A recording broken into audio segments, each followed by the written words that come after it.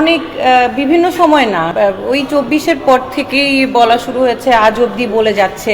যারা বলে তারা আসলে এগুলো কোনো এভিডেন্স নিয়ে তো কথা বলতে পারে না। আচ্ছা, তারপরও আপনি দেখবেন যে আমি এখন আপনাদেরকে বিবৃতি দিচ্ছি, তারপরও দেখবেন কালকে পরশু ফটোকার্ড আসবে যে আমি রাজনৈতিক কারণে পদত্যাগ করছি। সো এগুলো আসলে বেসলেস, উইদাউট এভিডেন্স আসলে এরকম কথা বলতেই থাকবে। আমি তো জানি আমি প্রক্টর হিসাবে কি করেছি কি করি নাই, এবং আমার মনে হয় ঢাকা ইউনিভার্সিটির ছাত্রছাত্রীদের মধ্যেও যদি যাদের সাথে আমার ইন্টারাকশন 1-to-1 হয়েছে, হ্যাঁ, সবার কথা বলবো না, অনেকে দূর থেকেই আমাকে হেট করে, সেটা আলাদা বিষয়, কিন্তু যাদের সাথে আমার ইন্টারাকশন 1-to-1 হয়েছে, যারা আমার কাছে কোনো কেস নিয়ে আসছে বা কোনো অসুবিধা নিয়ে আসছে, আমার মনে হয় না তারা কখনো বলতে পারবে যে আমি কোনো একটা পার্টিকুলার গোষ্ঠী বা কোনো একটা পার্টিকুলার সংগঠন বা পলিটিক্যাল পার্টির এজেন্টটা আমার মধ্যে কোনো রিফ্লেকশন ওরা দেখেছে। এটা আমি কনফিডেন্টলি বলতে পারবো। আমি যে এত কিছু নেগেটিভিটির মধ্যে খুব কনফিডেন্টলি চলাফেরা করি, বাট আমি গায়ে লাগাই না, তারা one of the reasons is that আমি জানি যে আমার স্টুডেন্টরা মোরাললেস জানে যে শেরিন ম্যাডাম কি, এবং শেরিন ম্যাডাম আসলে ওনার ইন্টেনশনস পিওর। সো আমার আসলে সোশ্যাল মিডিয়াতে কি ঘোরাঘুরি করে এটাতে আমার আসলে আমি খুব একটা ইম্প্যাক্টেড হই না। এনসিপিকে আমার পছন্দ ইন দ্য সেন্স ইটস কি বলবো, it's a blooming political party. আমাদের সেন্ট্রিস্ট পলিটিক্স করার জন্য বাংলাদেশে একটা পলিটিক্যাল পার্টি দরকার ছিল। আমার মনে হয় সেখানে এনসিপি একটা জায়গা করে নিতে পারছে, সামনের দিকে আরও ভালো হয়তো করবে ইনশাল্লাহ। যদি আমি মনে করি যে হ্যাঁ সে সেন্ট্রিস্ট পলিটিক্স ধরে রাখতে পেরেছে এবং সামনে আমার কোনো রোল আছে, সুযোগ আছে, তাহলে দেখা যাবে, বাট সেটা is in distant future and not any time সুন।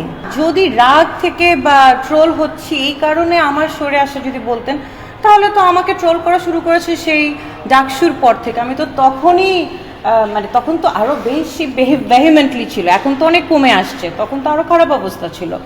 এবং বিভিন্ন বড় দল, পার্টিকুলারলি বড় দলের সাংবাদিক আমার এআই কন্টেন্ট বের করেছে, হ্যাঁ, তখন রাগ দেখালে তো তখনই দেখানোর দরকার ছিল, তখন তো দেখায়নি। আসলে এসবে তো ভিত্তিহীন, আর আমি মনে করি it is a part of cancel culture. হ্যাঁ, তো আমাকে কি বলবো, আমাকে ক্যান্সেল আউট করার জন্য বা আমাকে ডিলেজিটিমাইজ করার জন্য বা আমি কি বলছি বা আমার স্ট্যান্স কি, এগুলাকে যেন ডিলেজিটিমাইজ করা যায়, গুরুত্বহীন করা যায়, তার জন্য আমার আরেকটা সাইড, মানে আমার ভিজুয়ালি আমাকে কতটা ক্যান্সেল আউট করা যায় সেটার জন্য এটা একটা প্রোপাগান্ডা। সো এগুলো তো যারা করে তাদের এথিক্যাল মোরাল স্ট্যান্ডার্ডস আমি মনে করেন নিচে, তারা করতে পারে, তারা করতে থাকুক। হ্যাঁ, এবং আমি খেয়াল করেছি যে যারা এসব করে তাদের ফলোয়ার বেস বা এগুলো যে কন্টেন্টগুলো রিসিভিং এন্ডে যারা, তারাও ওই ক্যাটাগরির।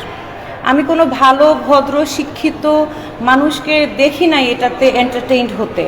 এবং আমার এক্সপিরিয়েন্স, আপনারা সোশ্যাল মিডিয়াতে যতই নেগেটিভিটি আমি দেখি না কেন, ইন পার্সন আমার সোফার আমার এক্সপিরিয়েন্স ছিল যে মানুষ আমাকে যথেষ্ট ভালোভাবে নেয় এবং ভালোভাবে কথা বলে এবং এগিয়ে এসে কথা বলে। তো সেদিক থেকে আমি মনে করি যে সোশ্যাল মিডিয়াতে যে ধরনের প্রোপাগান্ডা বা যে ধরনের হ্যারাসমেন্ট আমার এগেনস্টে হয়, সেটা আসলে ওই যে আমাকে যেটা বললাম, একটা ক্যান্সেল কালচারের ভিকটিম আমাকে করা হয়েছে। সকালবেলা পদত্যাগ রেজিগনেশন লেটার দিয়েছি ভিসি স্যার বরাবর।